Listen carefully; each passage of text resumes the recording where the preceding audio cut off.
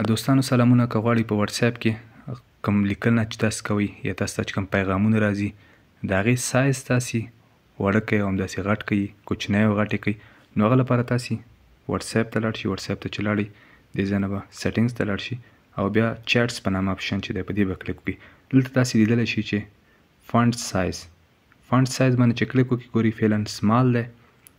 زه به تاسو ته د سمال سایز کې هم هغه وښیم میسیجو کوم سایز چې دی.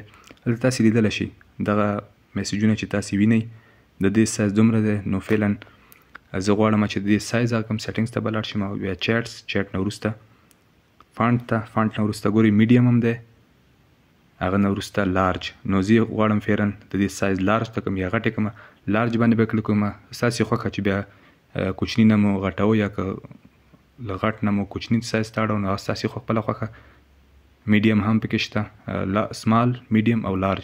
نو فعلا زه غواړم چې سایز یې ورته غټ کړم. سایز چې مې انتخاب کړ لارج، بیا به په اوکې باندې کلیک وکړم. اوکې باندې چې مې کلیک وکړ نو دلته تاسې لیدلی شئ چې له پخوا نه مخکې چې تاسې ته کوم میسیجونه ما تاسو ته ایښول د هغې سایز کوچنی و، نو اوس تاسې لیدلی شئ چې د سایز کې هم فرق راغلی دی. نو په دې توګه تاسو کولی شئ چې خپل د واتس اپ د پیغامونو سایز کوچنی او غټ کړئ.